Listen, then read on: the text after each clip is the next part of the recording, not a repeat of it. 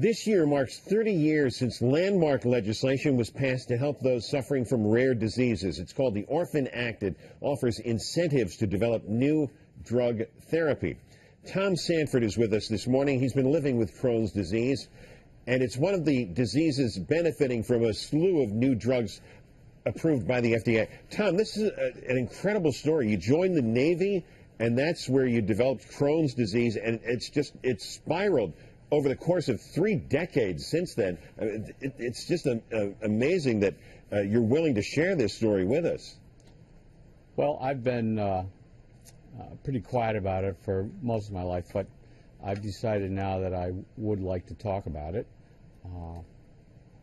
I've spent probably about half my life with an IV pump and pumping fluids over each night, 7 nights a week. And 13 hours a day? Yeah. By the time I start and by the time I end, it's about 13 hours. You suffer from what's called short bowel syndrome. That's a result of the surgery after the Crohn's disease, correct? Correct. Actually, you can get short bowel syndrome in several ways, but basically you don't have enough digestive system left to digest your food and fluids, so they have to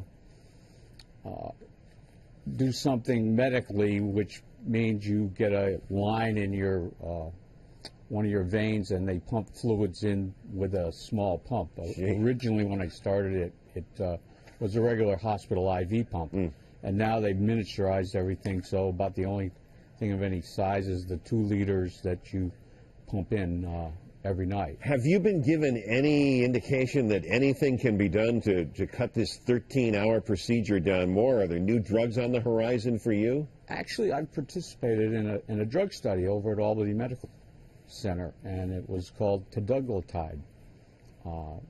That was about 9 or 10 years ago, and just this year they have the FDA has approved it for general use. And I can tell you that after I started the injections that it actually worked. I knew in about 3 days I had the real drug, not the placebo. Tom, we thank you so much for sharing your story and making us aware of these orphan drugs that I don't think a lot of us, I know I wasn't aware of until we spoke with you this morning. There's about 200,000 people that it takes to have an orphan drug. There's certain tax advantages, and the drug companies are taking advantage of that. Tom, again, we appreciate your time. Thank you very much. Thank you.